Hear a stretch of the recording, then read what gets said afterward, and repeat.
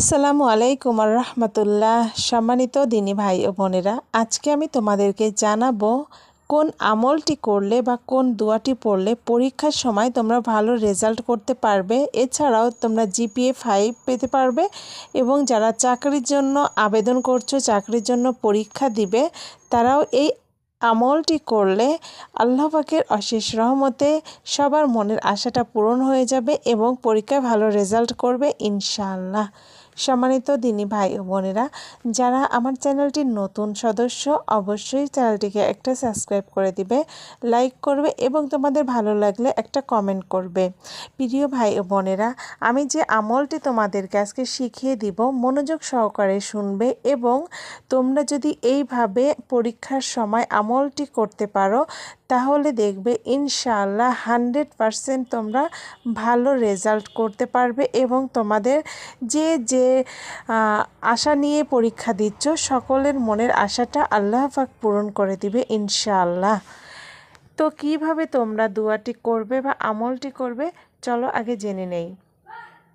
সর্বপ্রথম তোমাদের যদি কারোর পরীক্ষা থাকে, সে যে ধরনেরই পরীক্ষা হয় না কেন, পরীক্ষাটার আগের দিন রাতে তোমরা সুন্দরভাবে ওযু করে নিয়ে সুন্দরভাবে আল্লাহ পাকের উপরে তাওয়াক্কুল করে ইখলাসের সহিত যখন ঘুমাতে যাবে, তখনই এই ওযুটা করে ঘুমাতে যাওয়ার আগে যে সাবজেক্টটা তোমরা পড়বে কিংবা রিভাইজ দিবে, রাতে ঘুমাতে যাওয়ার আগে যখন রিভাইজ দিবে, তখনই সুন্দরভাবে ওযু করে আল্লাহ পাকের জন্য একটা দুরূদ শরীফ পাঠ করে নিবে। দুরূদ শরীফ পাঠ করার পরে তোমরা আল্লাহ পাকের খুশি করার জন্য 11 বার রাব্বি জিদনি ইলমা এই আমলটি করে ঘুমিয়ে যাবে।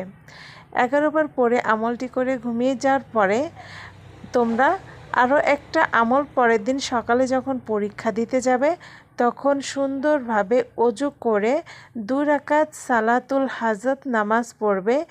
এই নামাজটা কিভাবে পড়বে? নামাজটা পড়ার আগে তোমাকে যে নিয়তটা করতে হবে, হে আল্লাহ, আমি তোমার নামে সালাতুল হাজতের 2 রাকাত নামাজ আদায় করিতেছি, আল্লাহু আকবার।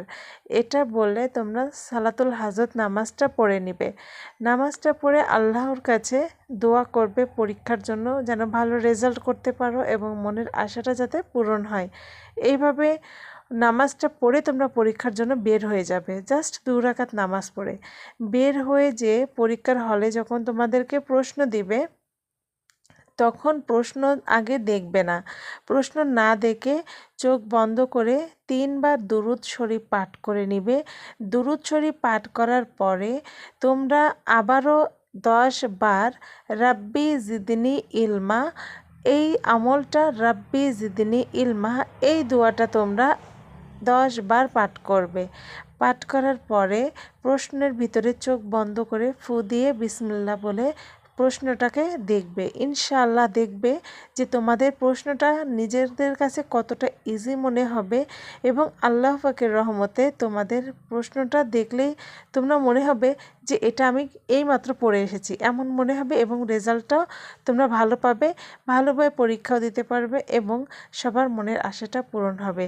সম্মানিত দিনী ভাই ও বোনেরা, এই আমলটি তোমরা শুধুমাত্র পরীক্ষার সময় করে দেখো, আল্লাহ পাকের অশেষ রহমতে 100% রেজাল্ট পাবে।